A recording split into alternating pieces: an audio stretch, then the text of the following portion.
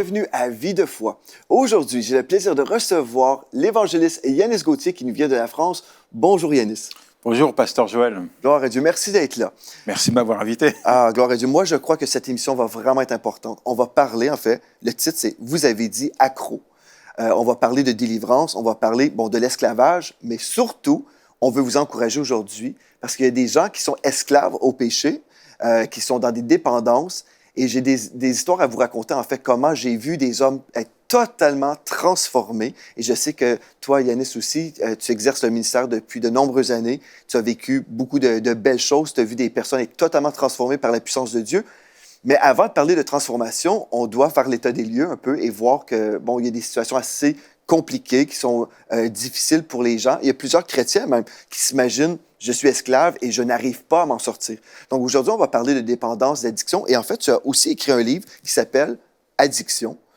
Tu as eu à cœur d'écrire ce livre-là et il est disponible en ce moment sur ton site web yanisgauthier.fr, donc pour ceux qui veulent se procurer, et puis sur d'autres sites aussi, donc les gens peuvent aller voir un petit peu sur Internet. Mais gloire à Dieu pour ce livre. Mais pourquoi tu as écrit ce livre, Yanis? Qu'est-ce qui t'a inspiré? Ce qui m'a inspiré, c'est de constater que finalement, que ce soit dans les églises ou à l'extérieur, il y a beaucoup de gens qui souffrent de dépendance. Elles sont multiples. Tu parlais d'état des lieux. On peut parler bien sûr de tout ce qui a trait aux produits licites et illicites. La seule différence étant la TVA. Les taxes. Les taxes. En France. La drogue l'alcool est une drogue. Le tabac est une drogue. Après, on peut parler aussi des drogues les plus prisées, telles que la cocaïne, l'ecstasy, malheureusement par notre jeunesse d'aujourd'hui. Et puis, on peut parler aussi des drogues les plus anciennes, telles que le cannabis, mais qui est quand même l'une des drogues les plus consommées. Et on dépénalise même dans certains pays la consommation du cannabis. Comme au Canada, Comme au Canada, à Amsterdam, en Italie, aux États-Unis, dans certains États. On y réfléchit en France. On peut parler d'héroïne où, finalement, on s'aperçoit d'une chose, c'est qu'il n'y a pas un pays qui a existé sans drogue. Pourquoi? Parce que il semblerait, et c'est même pas il semblerait, c'est un constat, il y a une profonde détresse dans le cœur de l'homme. L'homme survit, entre guillemets, même quand on a de l'argent. On s'aperçoit que les stars du show business, elles ont l'apparence d'être bien, mais dans leur cœur, ça ne va pas. Et pour pallier à tout ça, donc, on prend de la drogue. Héroïne, cocaïne, et puis derrière, il y a l'ennemi qui ravage et qui brise, qui détruit les vies. Donc toi, tu as eu à cœur d'écrire ce livre-là justement parce que tu veux voir des gens être délivrés, entrer dans la liberté des enfants de Dieu. Je veux voir des gens venir à Jésus et obtenir la liberté. Amen. Christ leur offre. Ouais. C'est ça. Il y a toutes sortes de dépendances. Ça peut être la nourriture, ça peut être l'immoralité sexuelle. Il y a toutes sortes de dépendances. Moi, étant pasteur depuis 2003, je suis dans le pastorat, j'ai eu beaucoup de rencontres avec des hommes et des femmes qui vivaient toutes sortes de dépendances. Et j'aimerais ça vous dire dès le départ de cette émission aujourd'hui que peu importe ce que vous vivez, ne croyez pas le mensonge. Parce qu'on sait déjà que le diable, c'est vraiment un menteur et le père du mensonge. Il veut nous faire croire que nous sommes la seule personne comme esclave de tel péché, et puis il veut nous garder, en fait, isolés. Il veut vraiment... C'est une des choses que j'ai remarquées dans mon ministère pastoral. Quand quelqu'un vit quelque chose, peut-être se retrouve dans la honte, il se retire et il s'imagine, puisque je suis dans la honte, je ne veux pas voir mes frères et mes sœurs, j'ai peur d'aller à l'église. Bref, il y a des gens qui vivent dans le mensonge et le diable travaille avec la honte. Mais aujourd'hui, je veux vous dire, et on va vous annoncer une bonne nouvelle, vous pouvez être totalement libre, et moi, je crois même avant la fin de cette émission. Je crois que, vous savez, des fois, on dit, bien, j'ai besoin de vivre une guérison. Et oui, la guérison peut être un processus, mais une délivrance peut arriver d'un seul coup. Parce qu'en fait, c'est lorsqu'on relâche notre foi et on reçoit de Dieu la provision de Christ, ce que Christ a fait pour nous à la croix. Mais je te laisse nous partager un petit peu vraiment ce que tu ressens dans ton cœur que tu dois livrer aujourd'hui. Jean 8, verset 34, il est dit « En vérité, je vous le dis, leur répliqua Jésus, quiconque se livre au péché est esclave du péché. » Alors, on a parlé un peu des addictions liées aux produits licites et illicites. On pourrait parler addiction aux médicaments, antidépresseurs. En France, on est champion du monde de la consommation d'antidépresseurs. Addiction affective. Internet. Internet... Pas EMCI, là? Non, il y a du bon et puis il y a du mauvais sur Internet. C'est ça. Combien de jeunes passent leur temps sur les jeux en ligne? Combien de jeux, pas des jeunes spécialement, mais beaucoup de personnes sont aussi accros au sexe, à la pornographie. À mon époque, quand j'étais jeune, pour avoir accès à une image à caractère pornographique, il fallait aller dans des magasins, par spécialisés. exemple. Ouais. Mais aujourd'hui, avec Internet, on a accès en quelques secondes à des millions et des millions d'images, de films, etc. Résultat, il y a beaucoup de gens qui sont esclaves de la pornographie. Et les gens s'imaginent être libres. Des fois, les gens dans le monde nous disent « Moi, je fais ce que je veux, je suis libre ». Mais en fait, le texte que tu viens de nous lire ici, ce n'est pas une vraie liberté. On peut choisir librement, mais dès qu'on choisit, on devient esclave de ce péché qui domine sur notre vie. Chacun est esclave de ce qui est confié de lui. C'est ça. Donc, ce n'est pas de la liberté, c'est vraiment de l'esclavage. C'est de l'esclavage. Et c'est terrible de voir à quel point quelqu'un qui est esclave, accro, addict à quelque chose, que ce soit une consommation, une attitude, vit un calvaire, quoi. Il vit l'enfer sur la terre, parce que c'est la porte ouverte à l'ennemi qui vient. Et puis qui... Je me souviens que quand j'étais en prison, alors, comme je le disais à la première émission, j'étais quand même, moi, pas mal lié par des choses, mais je travaillais aux ateliers où on faisait des parfums. Et il y a des gens qui étaient incarcérés, des alcoolo-dépendants. Accident de voiture, conduite en état d'ivresse. Finalement, c'est des gens qui étaient malades. Ils se retrouvaient en prison parce qu'ils avaient, ils avaient enfreint les lois. Et donc, à l'atelier, il y avait de l'alcool à 90 pour les parfums. Mais quand ils étaient saisis de ce désir, de ce manque, ils prenaient du jus d'orange, ils mettaient de l'alcool à 90, ils se faisaient un cocktail, quoi. Oh, wow. Et avec moi, du parfum. Avec du parfum, de l'alcool à 90. Wow. Et quand ils buvaient ce cocktail, ils pleuraient. Ils pleuraient parce qu'ils savaient qu'ils étaient en train de faire quelque chose qui allait les détruire, mais c'était plus fort que. Et c'est ça, être accro. Accro, c'est être dominé, asservi, ne pas pouvoir s'en défaire, se passer d'une attitude, d'une consommation. Je suis esclave. Tu as cité en introduction une parole qu'on retrouve dans le psaume 88, « Je suis séquestré et je ne puis m'évader ». Voilà ce que le psalmiste dit, « Je suis séquestré, je suis gardé, je suis enfermé, je suis surveillé, j'ai envie, mais je ne peux pas. À chaque fois que j'essaie de m'évader de ça, c'est pas possible. Et c'est terrible. Donc, l'addiction commence, elle a deux facettes sur le psychisme, et après, il y a des répercussions sur le physique. Ouais. Et avant d'être accro, il y a quand même un sentiment de toute puissance. C'est-à-dire, tu l'as dit tout à l'heure, je fais ce que je veux. Et ça, c'est la première phase. C'est-à-dire que je me retrouve dans une soirée, on me propose, peut-être une ligne de cocaïne, ça va mal, j'ai envie de m'amuser. Je prends un sniff, un rail de coke. Je fais ce que je veux.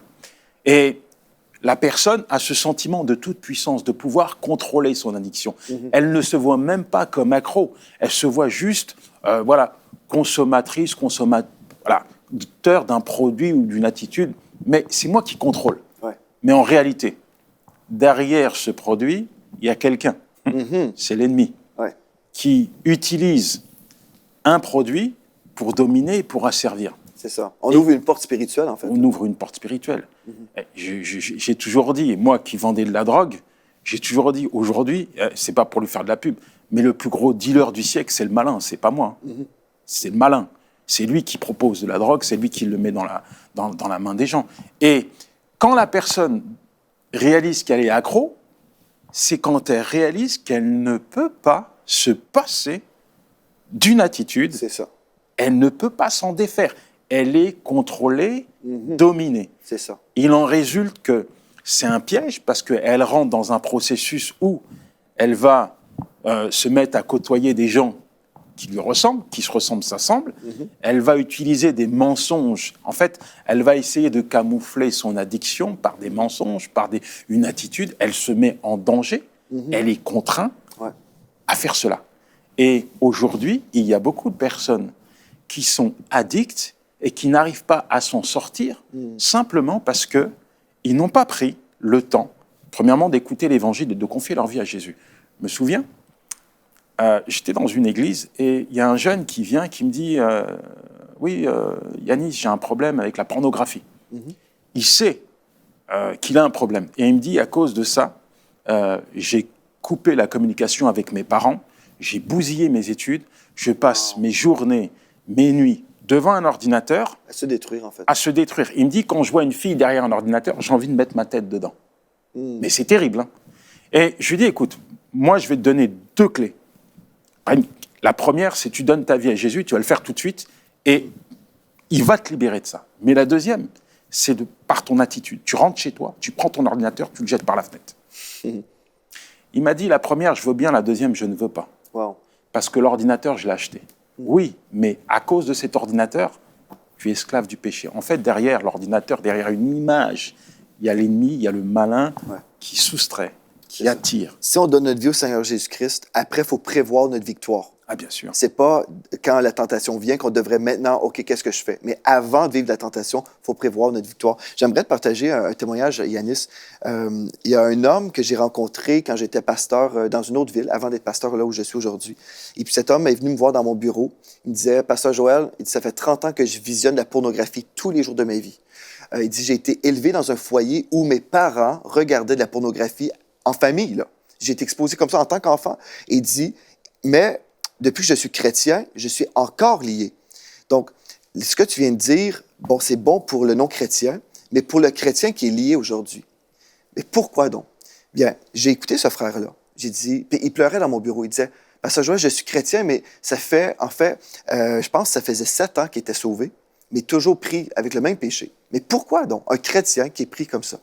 Et puis, j'ai dit, écoute, avant de quitter mon bureau, je te garantis que tu vas être libéré. Pas à cause de moi, là. J'ai aucune puissance humainement, là. Mais j'ai dit, je vais t'annoncer quelque chose de merveilleux. Bon, j'ai dit, premièrement, dis-moi, qu'est-ce que les pasteurs t'ont déjà dit, tes anciens pasteurs? Ils me disaient, bien, écoute, on m'a dit, je dois prier plus, je dois lire la parole plus, je dois être plus fidèle aux assemblées, aux réunions d'église, je dois faire des choses. J'ai dit, toutes ces choses-là sont bonnes. J'ai dit, par contre, si ta foi est ancrée dans ces choses que tu fais, tu n'arriveras jamais à vivre dans la victoire. Parce que la victoire ne vient pas de toi, la victoire vient de Christ. J'ai dit, ce que tu vas faire maintenant, j'ai dit, c'est juste, en fait, c'est 1 Corinthiens 1, 18 qui nous dit, le message de la croix est une folie pour ceux qui périssent, mais pour nous qui sommes sauvés, elle est la puissance de Dieu. C'est la puissance de Dieu qu'on a besoin, pas notre puissance personnelle. On peut lire notre Bible, on peut prier et se consacrer.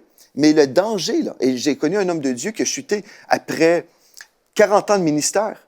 Sa foi est en lui-même, sans le savoir, sans le réaliser. Donc, si un chrétien est lié, c'est parce que votre foi n'est pas dans l'œuvre de la croix où vous avez été libéré il y a 2000 ans.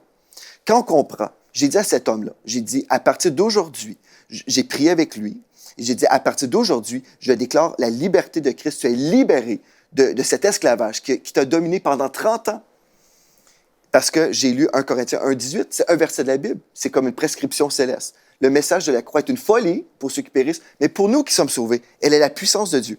Donc, lorsqu'on place notre foi dans l'œuvre de la croix, la puissance du Saint-Esprit vient sur nous qui nous permet de vivre dans la sainteté. Donc, ce n'est plus par mes efforts que j'arrive à être saint, c'est parce que ma foi est ancrée dans la source de ma puissance. Si aujourd'hui, vous voulez, je ne prendrai pas le temps, j'ai un invité, mais j'ai fait une série qui s'appelle la pureté sexuelle, où dans 5 émissions, je vous enseigne sur la pureté sexuelle. Si c'est votre addiction, mais si c'est l'alcool, la drogue, peu importe le péché, la solution, c'est Christ. La seule solution, c'est l'œuvre de la croix. Cet homme-là, je l'ai revu 2 semaines plus tard. Il me dit, Pasteur Joël, il était tellement heureux. Il dit, 2 semaines, j'ai pas visionné un seul film pornographique.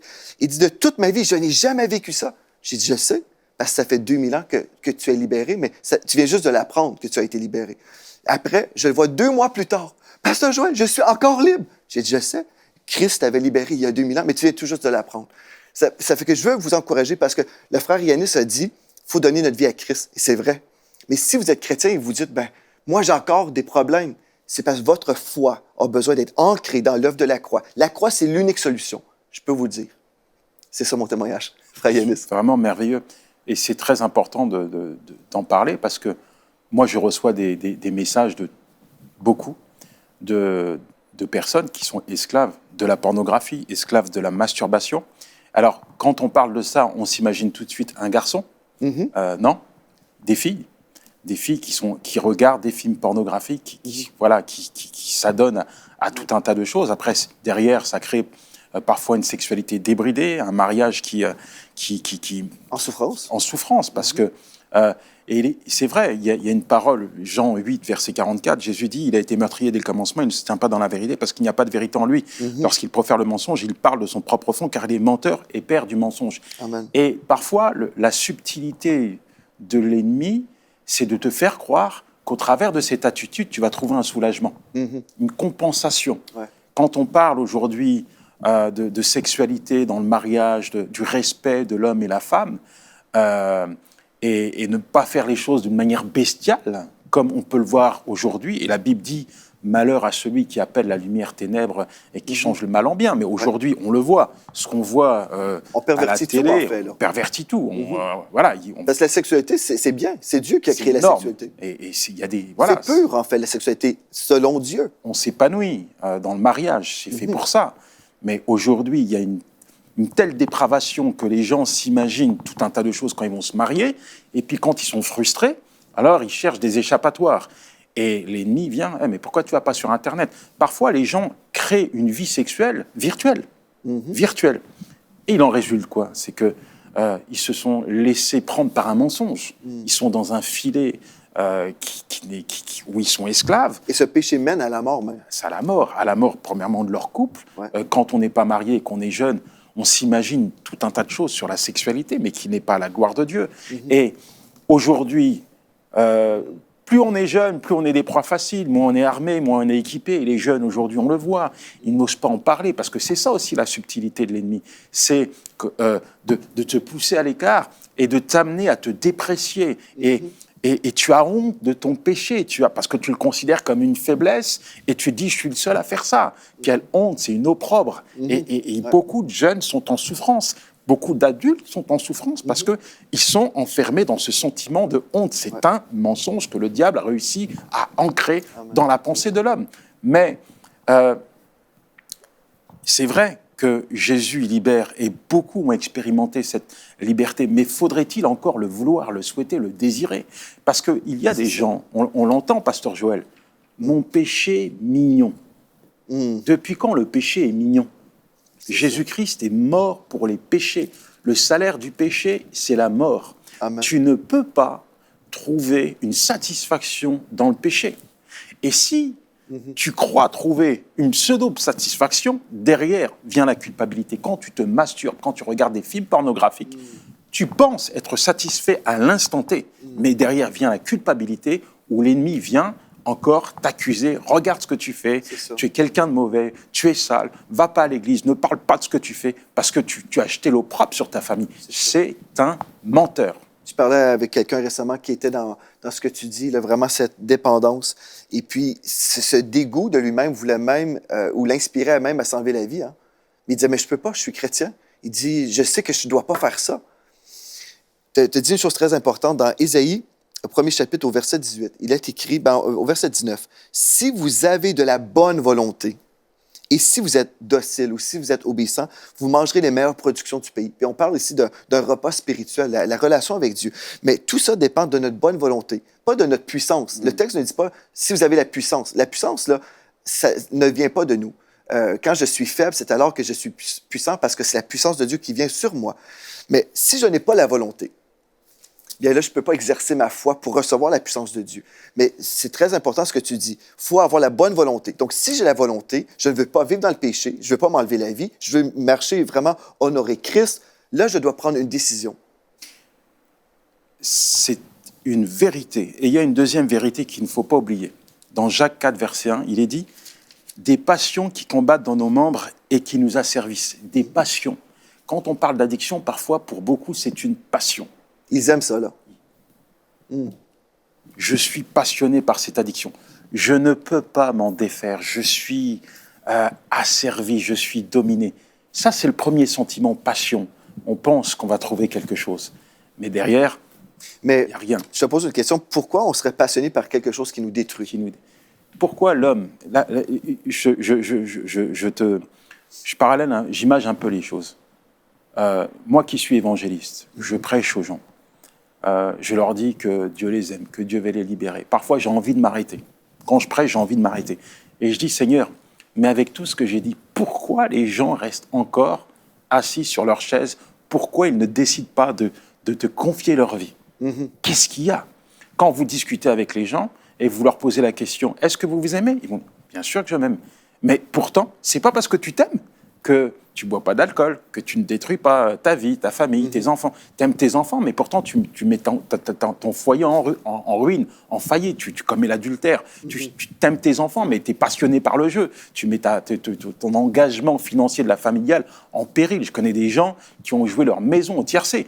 Tu aimes tes enfants, mais tu détruis. Tu aimes ta femme, mais tu es infidèle. Tu aimes ta femme, mais tu commets l'adultère au travers, virtuellement. Mais tu le commets, c'est un péché moral.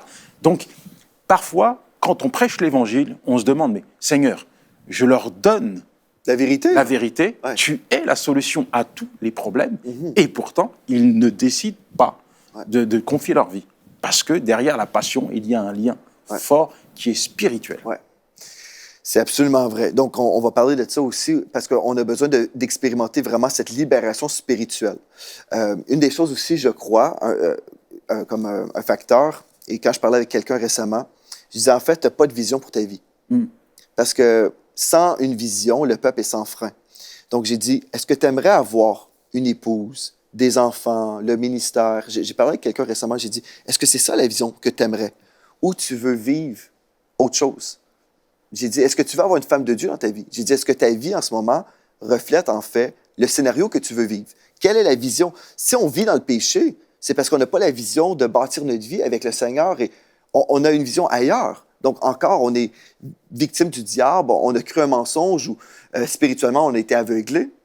Mais on peut prendre la décision et si on prend la décision, oui, comme tu mentionnes, il y a toute cette dimension spirituelle et c'est là où on peut, dans le nom de Jésus, briser la domination du diable sur la vie des gens.